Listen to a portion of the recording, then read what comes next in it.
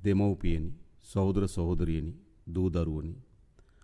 අපි රටක් හැටියට මුහුණ දී සිටින්නේ ඉතිහාසයේ විශාලතම සහ අභියෝගාත්මක ස්වභාවික ව්‍යසනයට බව අප දන්නවා. ඒ වගේම අප දියත් කොට ඇත්තේ මෙරට ඉතිහාසයේ අභියෝගාත්මකම ගලවා ගැනීමේ මෙහෙයුම බවත් අප දන්නවා. මේ ඉතිහාසයේ විසින් එකවර රටම ව්‍යසනයට ලක් කිරීමේ පළමු අත්දැකීම වෙනවා. රටම සතර දිග්භාගයෙන් යට වුණු සහ ආපදාවට ලක් වූ තත්වයක් තුල මේ අතිශය දුෂ්කර ව්‍යායාමයේ ජයගත යුතුව තිබෙනවා. මේ අකාරුණික ස්වභාවික ව්‍යසනයේට අපේ කුඩා දූපතම සසල කළ හැකි වුණත් මේ දූපතේ මිනිසුන්ගේ මනුස්සත්වය සහ අදිෂ්ඨානශීලීත්වය කිසි ලෙසකින් සසල කළ නොහැකි බව නැවත නැවතත් පසක් කොට තිබෙනවා. මගේ රටේ ආදරණීය පුරවැසියන්ගේ නොසැලෙන ධෛර්යය සමග එක්ව නැවත මේ රට ප්‍රතිනිර්මාණය කළ හැකි බව අපි ඒකාන්තයෙන්ම විශ්වාස කරනවා. දයාබර දෙමව්පියනි, සහෝදර සහෝදරියනි, මේ ව්‍යසනයේ මියගිය සියලු දෙනාට නැවත ජීවිතය ලබා දීමේ හැකිනම් ඕනෑම කොන්දේසියකට යටත්ව ඒ ඉටු කිරීමට අප දෙවරක් කල්පනා කරන්නේ නැහැ. නමුත් අප යථාර්ථයේ වේදනාකාරී සත්‍යයට මුහුණ දිය යුතුයි. අහිමි වූවන් පිළිබඳ වේදනාව සදාකාලිකම අප අතර පවතිනවා. මියගිය සියලු දෙනා අපට අංකයක් නොවේ. සෑම ජීවිතයක් සමගම නමක්, මුහුණක් සහ කතාවක් තිබෙනවා. මියගිය සියලු දෙනාගේ පවුල් වෙනුවෙන් අපි හදවතින්ම අපගේ සාතිශය සංවේගය පිරිනමනවා. ඒ සංවේගයකට සීමා නොවේ. ඒ පවුල්වලට නැවත ඒ ජීවිතය ලබා දිය නොහැකි වුණත් සිසු සියල්ල ලබා දීම වෙනුවෙන් අප කැපවීමෙන් කටයුතු කරනවා. ඒ වගේම දැන් අතුරුදහන් වූවන් සියලු දෙනා නිරුපද්‍රිතව සිටීවාය කියන ප්‍රාර්ථනය අප තුළ තිබෙනවා. ජීවිත ව්‍යසනයට ලක්ව ඇති බොහෝ දෙනෙකුගේ දුක් වේදනා සමනය කිරීමට හා බලපෑමට ලක් වූ වින්දිතයන්ට ශක්තියක් වීමට ඉදිරියට පැමිණි සියලු දෙනාගේ දෑත් උණුසුම්ම වෙනද ගන්නවා. ස්වභාවික විපත් සහ ආපදා ඇතිවීම ඒ පාලනය කිරීමට නොහැකි වූ විට ඇතිවන විපත් සහ අදිසි ආපදා නිසියාරු කළමනාකරණය කිරීම නැවත යථා තත්ත්වයට හෝ පෙරට වඩා දියුණු තත්ත්වයකට ගොඩනැගීම යන ත්‍රිවිධ ක්‍රියාවලිය වගකීම ආණ්ඩුව සතු වෙනවා. ඒ වෙනුවෙන් ගත හැකි සහ ගත යුතු ඉදිරි ක්‍රියාමාර්ග මොනතරම් දුෂ්කර තත්ත්වයක් යටතේ වුවත් ගැනීමට අප බලාපොරොත්තු වෙනවා. මේ ව්‍යසනයන්ට මුහුණ දීමේදී පහසුකම් සහ මෙවලම් සීමාවක් ඇති රටක අප සතු ඇති අයෝමීය මානව සම්පත සියල්ලන්ට වඩා වටිනා බව නැවත නැවතත් පසක් කොට තිබෙනවා. විපතකදී හැර නොයන හැම විටම පිහිටවන ආත්ම විශ්වාසයෙන් පිරුණු අපේ රටේ පුරවැසියන් පිළිබඳව අප ආඩම්බර වෙනවා. අපට ඉදිරියට මුහුණ දෙන්න සිදුවන්නේ එදා මෙදා තුර විශාලතම ප්‍රතිසංස්කරණ ප්‍රයත්නයන්ට සහ නැවත ගොඩනැංවීමේ කාර්යභාරයේ බව අප සිහිපත් කළ යුතුව තිබෙනවා. විනාශයේ තරම ගැන අනුමාන තක්සේරුව එතරම්ම බරපතලයි. එහෙත් අප රටේ ජනතාව ගම් වතුරෙන් කුණාටුවෙන් හෝ ඕනෑම ව්‍යසනකින් පසුව අදිෂ්ඨානශීලීව නැවත ගොඩනැගී තිබෙනවා. මෙම ව්‍යසනයේ ආරම්භයේදී අපගේ පළමු කාර්ය බවට පත් වුණේ ව්‍යසනයට මුහුණ දුණු පුරවැසියන් එයින් මුදවා ගැනීමයි. ඒ සඳහා අපේ සමස්ත රාජ්‍ය යාන්ත්‍රණයම ඉතාමත් කාර්යක්ෂමතාවෙන් යුතුව මෙහෙවීම සඳහා අපි කටයුතු කර තිබෙනවා. එහිදී අපගේ ත්‍රිවිධ හමුදාවත් පොලිසියත් තමන්ගේ ජීවිත පිළිබඳ අවධානම නොතකමින් ඇතැම් තැන්වල තමන්ගේ ජීවිත පරිත්‍යාග කරමින් අපගේ ජනතාව මුදවා ගැනීම සඳහා වීරෝදාර ක්‍රියාදාමයක නිරත වුණා. ඔවුන් ගැන අපි ආඩම්බර විය යුතුයි. ඔහුට අපි ජාතියේ ප්‍රණාමය පුද කළ යුතුයි. ඒ වගේම අපේ අමාත්‍යංශ ලේකම්වරුන්ගේ සිට පහළ ග්‍රාම නිලධාරී කොට්ටාසින ග්‍රාම නිලධාරීන් තුමා දක්වා සියලු රාජ්‍ය යාන්ත්‍රණය යහුසුලුව මැදිහත් වෙමින් එම ආපදාවට ලක් වූ ජනතාව මුදවා ගැනීම සඳහා විශාල කාර්යභාරයක් ඉටු කරනු ලැබුවා. එය වුන් රාජකාරීන් ඔබට යන ලද මානුෂීය කාර්යයක්ස තේරුම් අරගනිමින් ඒ කාර්යයට හෘදයාංගම බැඳීමකින් යුතුව ඔවුන්ගේ කාර්යභාරය ඉටු කරනු ලැබුවා. ඔවුන්ට අපි ස්තුතිවන්ත විය යුතුයි. ඒ වගේම ව්‍යසනයටපත් වූ ජනතාව මුදා ගැනීම වෙනුවෙන් ස්වේච්ඡාවෙන් විශාල ජනතාවක් මැදිහත් වී තිබෙනවා. තමන් ව්‍යසනයටපත් නොවුනත් තමන්ගේ අසල්වැසියන් ව්‍යසනයටපත් වීම, තමන්ගේ අල්ලපු ගමේ කෙනා ව්‍යසනයටපත් වීම, තමන්ගෙන් එහා පැත්තේ දිස්ත්‍රික්කේ කෙනා ව්‍යසනයටපත් වීම, තමන්ගේ ව්‍යසනයක් ලෙස සලකා අපේ රටේ පුරවැසියන් එම ව්‍යසනයටපත් වූ ජනතාව මුදවා ගැනීම සඳහා විශාල මානසික කාර්යභාරයක් ඉටු කරමින් තිබෙනවා. ඒ පිළිබඳ වුන් අපි මේ වෙලාවේදී සිහිපත් කළ යුතුයි. ඒ වගේම මේ මුදා ගැනීමේ ක්‍රියාදාමයේදී අපේ අසල්වැසි රටවල්, අපගේ මිතුරු රටවල් අපිට විශාල ලෙස උපකාර සපයා තිබෙනවා. දැනටමත් හෙලිකොප්ටර් යාන ලබා දෙමින්, සමහර ගලවා ගැනීමේ හමුදාවන් ලබා දෙමින් විදේශීය රාජ්‍යයන් අප වෙත ඔවුන්ගේ මිතුරු භාවයේ හස්තය දිගු කොට තිබෙනවා. අපි ඔවුන්ට බෙහෙන් ස්තුතිවන්ත වෙනවා අපේ රටේ ජනතාව වෙනුවෙන්. ඒ වගේම මේ මුදා ගැනීමේ කාර්යභාරයේදී දැන් අප සැලකිය යුතු කොටසක් ඉටු කොට අවසන් කර තිබෙනවා. විශේෂයෙන්ම එම මුදවාගත් ජනතාව කණ්ඩායම් 3ක් හැටියට ජීවත් වෙනවා. එක් කණ්ඩායමක් වන්නේ තමන්ගේ නිවස තුලම ආසන්නයේම අවතැන් භාවයට පත්වීම. දෙවැනි කණ්ඩායම වන්නේ තමගේ මිතුරන් ඥාතීන්ගේ නිවෙස් තුල අවතැන් භාවයට පත්වීම. තුන්වෙනි කණ්ඩායම වන්නේ අවතැන් මධ්‍යස්ථානවල ජීවත් වීම. අපේ රටේ තිබුණු සමහර චක්‍රලේඛනයන් මෙම ප්‍රජාවන් තුනටම සහන සැලසීම සඳහා බාධාවන් ඇතිකට තිබුණා. අපි මේ සියලු චක්‍රලේඛනය වෙනස් කොට අවතැන් වී තිබෙන්නේ කොතනද, ඉන්නේ කොතනද කියන ભેදකින් තොරව හැම දිනාටම රජයේ සහන ලබා දීම සඳහා අවශ්‍ය වෙන වැඩපිළිවෙල සකස් කොට තිබෙනවා. ඒ වගේම අපේ සමහර චක්‍රලේඛනයන් අපේ නිලධාරීන්ට අවශ්‍ය පරිදි මුදල් පරිහරණය කිරීම සඳහා බාධාවක් ඇති කොට තිබුණා.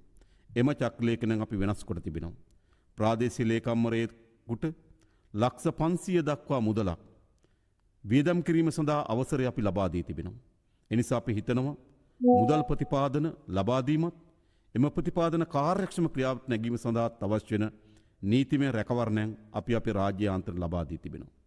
ඒ වගේම ප්‍රතිපාදන ඔබ දන්නවා අපි පසුගිය අයවැය ලේඛනයෙන් සම්මත කරන ලද ප්‍රතිපාදන වලින් රුපියල් කෝටි 3000කට ආසන්න ප්‍රමාණයක් අප සතුව තිබෙනවා. පාර්ලිමේන්තු අනුමැතියකින් තොරව අපිට වියදම් කිරීමේ හැකියාව තිබෙනවා. ඒ සියලු ප්‍රතිපාදනයන් අප මේ සඳහා වෙන්කොට තිබෙනවා. අපි දිසාපතිවරුන්ට දැනුම් දී තිබෙනවා. ඔබට කොපමණ මුදල් ප්‍රමාණයක් අවශ්‍යද? කොපමණ කාර්යයන් කිරීම සඳහා ඔබට වැයබරක් දරන්න සිදු වී තිබෙනවද? ඒ සියල්ල ලබා දෙන්න අපි අවශ්‍ය වෙන කටයුතු සම්පාදනය කරලා තිබෙනවා. 2025 අයවැය ලේඛනයේ වෙන්කොට තිබෙන ප්‍රතිපාදන ප්‍රමාණවත් නොවන්නේ නම් අප පරිපූර්ණක ඇස්තමේන්තු හරහා පාර්ලිමේන්තු හරහා නව ප්‍රතිපාදන ලබා දීම සඳහා අපි කටයුතු කරනවා. ඒ හරහා අපගේ අවතැන් වූ ජනතාවගේ ආහාර පාන, සෞඛ්‍ය සහ සනීප ආරක්ෂක කටයුතු ඉටු කරගත හැකි වේ කියලා විශ්වාසයක් අපිට තිබෙනවා. ඒ වගේම ඊළඟ අපේ පියවර වන්නේ විශේෂයෙන්ම මේ ආපදා තත්ත්වයේ හේතු කොටගෙන අත්‍යවශ්‍ය සේවාවන් සහ යටිතල පහසුකම් විශාල ප්‍රමාණයක් බිඳ වැටී තිබෙනවා. බොහෝ ප්‍රදේශවල විදුලිය බිඳ වැටී තිබුණා. ඒ වගේම ජල පහසුකම් බිඳ වැටී තිබුණා. සංනිවේදන පහසුකම් බිඳ වැටී තිබුණා. ප්‍රවිෂ්ඨ මාර්ග කඩා වැටී තිබුණා. මේ ආදී යටිතල පහසුකම් සහ සේවාවන් විශාල ප්‍රමාණයක් බිඳ වැටී තිබෙනවා. අප ඒ සෑම ශේත්‍රයක්ම වේගවත්ව කාර්යක්ෂමව ඒ යටිතල පහසුකම් සහ සේවාවන් යලි ස්ථාපන කිරීම සඳහා අවශ්‍ය වෙන මෙහෙයුම් කාර්යයන් ගොඩනගා තිබෙනවා. ආපදාවට ලක් නොවූ ප්‍රදේශ තිබෙනවනම් ඒ ප්‍රදේශවල කාර්ය මණ්ඩලය මුළුමනින්ම අපි මෙම ආපදාවට පත් වූ ප්‍රදේශවල යටිතල පහසුකම් වර්ධනය කිරීම සඳහා යොදවා තිබෙනවා.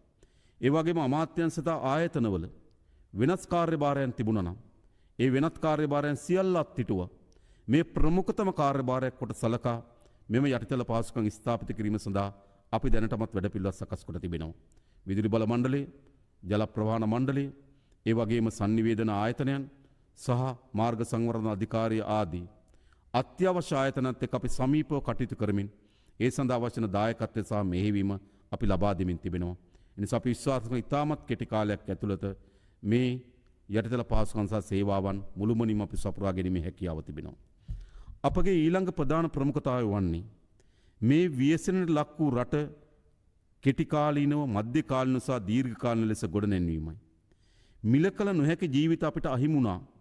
තවමත් ගණනය කළ නොහැකි භෞතික සම්පත් අපිට අහිමි වුණා.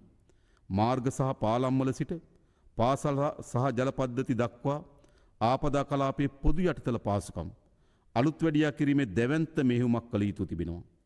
සීරුවෙන් සහ ක්‍රමානුකූලව හිස ඔසවන්නට පොරබදමින් සිටි රටකට මේ තත්ත්වයේ සුළුපටු අභියෝගයක් නොවේ. කුඩා ස්වයං රැකියාවේ සිට මහා පරිමාණ කර්මාන්ත දක්වාද සුළු පරිමාණ ව්‍යාපාරිකයාගේ සිට මහා පරිමාණ ව්‍යාපාරිකයා දක්වාද මේ සියලු ශේෂ්ත්‍ර තමන්ගේ ආදායම් අහිමිවීම තමන්ගේ කර්මාන්ත කඩා වැටීමේ අනතුරකට මුහුණ දී තිබෙනවා. ඒ වගේම කුස්කර්මාන්තයේ නියැලෙන ගොවි ජනතාව පස්සම්පස් ශේත්‍රයේ නියැලෙන ගොවි ජනතාව මේ ආදී ශේත්‍ර විශාල බිඳවැටීමකට ලක් වී තිබෙනවා. එනිසා අපිට වේගවත් සැලැස්මක් අවශ්‍යයි. මෙම ශේත්‍ර ඉතා වේගයෙන් නගා සිටුවන්න. ඒ වෙනුවෙන් මේ වන විට අපි කාර්යක්ෂම සේවයක් ලබා දීම වෙනුවෙන් මේ ආපදා තත්ත්වය කළමනාකරණය කරගනිමින් වේගවත් කාර්යක්ෂම යලි ගොඩනැන්වීමක් සඳහා අවශ්‍ය වෙන නීතිමය රැකවරණ සහ ප්‍රතිපාදන අවශ්‍යතාවය වෙනුවෙන් අප හදිස් නීතිය පනවා තිබෙනවා. මා මේ රටේ පුරවැසියන්ට එක සහතිකයක් ලබා දෙන්න කැමැතියි. මෙම හදිස් නීතිය මෙම ආපදාව කළමනාකරණයට ලක් කර ගැනීම සහ කාර්යක්ෂම අපේ රට ගොඩනැගීම සඳහා ඉවහල් කරගන්නවා ඇරුණුකොට වෙනත් කිසිදු මර්ධනීය ක්‍රියාදාමයක් වෙනුවෙන් මෙම හදිස් නීතිය අපි උපයෝගී කරගන්නේ නැහැ. මෙම හදිස් නීතියට අනුකූල වන පරිදි මේ වන විටත් අපි අත්‍යවශ්‍ය සේවා කොමසාරිස්වරයෙක් පත් කර තිබෙනවා. සියලු සේවාවන් අප එම එක තැනකට කේන්ද්‍රගත කොට තිබෙනවා. පැය 24 පුරාම අත්‍යවශ්‍ය සේවා කාර්යාල විවෘත කොට තිබෙනවා. සියලු වැදගත් ආයතනයන් වල නිලධාරීන් එහි පැය 24ම රැඳෙමින් තිබෙනවා. එනිසා අපි හිතනවා ඉතාමත් කාර්යක්ෂම මධ්‍යගත මෙහෙයුමක් මෙම අත්‍යවශ්‍ය සේවා කාර්යාලය සඳහා පිටු කර ගැනීම සඳහා අපි සැලැස්මක් සකස් කොට තිබෙනවා. ඒ වගේම අපගේ මීළඟ කාර්යභාරය බවට පත් වී තිබෙන්නේ නැවත අපේ රට තිබුණු තත්ත්වයට වඩා දියුණු රාජ්‍යයක් බවට පරිවර්තනය කර ගැනීමේ අපේක්ෂාව. ඒ අපේක්ෂාව වෙනුවෙන් මේ වන විටත් අපි නැවත ගොඩනැන්වීම සඳහා අවශ්‍ය වෙන අරමුදල් සම්පාදනය කර ගැනීම සඳහා අරමුදලක් පිහිටුමට අපේක්ෂා කරමින් තිබෙනවා.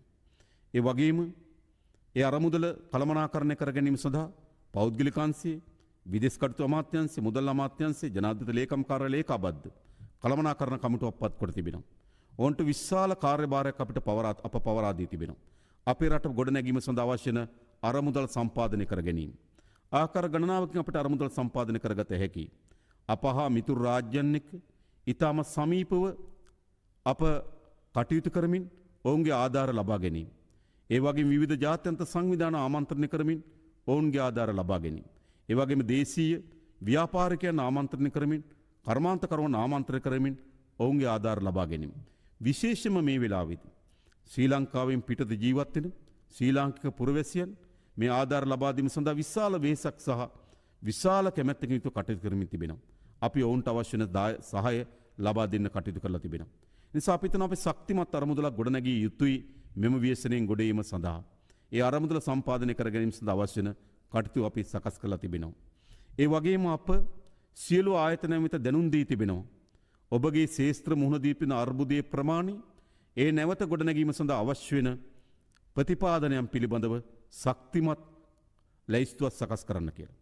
අපි දන්න බොහෝ විට අපේ රට මුහුණ දෙන තත්ත්වය තමයි නිවැරදි දත්ත සහ නිවැරදි තොරතුරු නොමැතිවීමේ ප්‍රතිවිපාක වලට අපි මුහුණ දී තිබෙනවා. මෙම අර්බුදයෙන් ගොඩ එන්න නම් අපට නිවැරදි දත්ත සහ තොරතුරු අවශ්‍යයි. වාරිමාර්ග දෙපාර්තමේන්තුව තමන්ගේ දෙපාර්තමේන්තුවට අයත් වාරිමාර්ග පද්ධතිය ඇති වී තිබෙන හානිය සහ ඒ නැවත ප්‍රතිස්ථාපනය කිරීම සඳහා අවශ්‍ය වන අරමුදල්. කුෂිකර්ම දෙපාර්තමේන්තුව ගොවි ජනතාවගේ කුෂිකර්මාන්තයට අත්වී තියෙන විනාශය ඒ නැවත ගොඩනැගීම සඳහා අවශ්‍ය වන අරමුදල් ප්‍රමාණය. මේ ආදී හැම ශේෂ්ත්‍රයකම දැනුම් දී තිබෙනවා. ඔබගේ ශේෂ්ත්‍රය යාලි ගොඩනැංවීමේ වැඩපිළිවෙලත් ඒ වගේම එම වැඩපිළිවෙල ක්‍රියාවට නගාවීමට අවශ්‍ය වන ප්‍රතිපාදනත් අපිට ඉතා ඉක්මනින් දැනුම් දෙන්න කියලා. ඒ අනුව අපිට ඉතා වේගවත් සංවර්ධන සැලැස්මක් කරහා අපේ රට යලි ගොඩනැගිය හැකිව තිබෙනවා. අපට රටක් ලෙස දීර්ඝ කාලීන ඉලක්ක ජය ගැනීමට එකට ජීවත් වීමට බලකල අවස්ථා ඉතිහාසය විසින් මගහැර ඇති අතර මෙවරය මග නොහැරෙන තැනට පත් කිරීමේ අදිෂ්ඨානය අපි තුල තිබෙනවා. මෙම බරපතල ව්‍යසනය අවස්ථාවේ අප වෙනුවෙන් දැන්ටමත් ඉදිරිපත් වූ අපට සහයෝගය දුන් සියලු හිතමිතුරු රටවල් වලට ඒවායේ නායකයින්ට පුරවැසියන්ට සහ ජාත්‍යන්තර සංවිධානවලට අපි ස්තුතිය පුද කරනවා. අපේ රට නැවත ගොඩනැගීම වෙනුවෙන් ඔවුන්ගේ අඛණ්ඩ සහයෝගය වෙනුවෙන් විධිමත් යාන්ත්‍රණයක් අපි දැනටමත් ස්ථාපිත කොට තිබෙනවා. මේ තීරණාත්මක ව්‍යසනකාරී මොහොතේ සියලු දේශපාලන මතිමතාන්තර රට වෙනුවෙන් අමතක කරමු. ජාති, ආගම්, පක්ෂ, පාට ભેදවලින් තොරව එකට එක්වෙමු. දේශපාලනය කිරීමට ඕන තරම් කාලය ඇති අතර ව්‍යසනයට මුහුණ දීමට විශාල කාලයක් නැහැ. අපි එක්ව රට ගොඩනගමු. ගොඩනැගු පසු ඒ රටේ වෙන්වෙන්ව දේශපාලනය කරන්න අපට පුළුවන්කම තිබෙනවා. විශේෂයෙන් මට විශාල විශ්වාසයක් තිබෙනවා. මා මේ රට ගොඩනැගීම් පිළිබඳව අචල විශ්වාසකින් කටයුතු කරන්නේ. මා අපේ රටේ පුරවැසියන් කෙරෙහි විශ්වාසය තබනවා. මා අපේ රටේ ත්‍රිවිධ හමුදාව, පොලිසිය ඇතුළු රාජ්‍ය සේවකයන් කෙරෙහි විශ්වාසය තබනවා. මා මේ රටේ කර්මාන්තකරුවන්, ව්‍යාපාරිකයන් කෙරෙහි විශ්වාසය තබනවා. මා මේ රටේ බුද්ධිමතුන්, නව නිපැයුම්කරුවන් කෙරෙහි විශ්වාසය තබනවා. මා අපේ රටෙන් පිටත ජීවත් වෙන විදේශගත ශ්‍රී ලාංකිකයන් කෙරෙහි විශ්වාසය තබනවා. ඒ වගේම මා අපට හිතමිතුරු රාජ්‍යයන් කෙරෙහි අපි විශ්වාසය තබනවා. ඒ විශ්වාසය සහිතව මේ රට ගොඩනැගිය හැකි කියන දැඩි විශ්වාසකින් යුතුව අප මෙම කාර්යභාරයට මැදිහත් වී තිබෙනවා. නියත වශයෙන්ම අපි පෙර තිබූ තැනට වඩා හොඳ රටක් ගොඩනගනවා. මෙතෙන් සිට එය පටන් ගත යුත්තේ බිඳුවේ සිට වුවත් අපි අභියෝගය බාර ගන්නවා.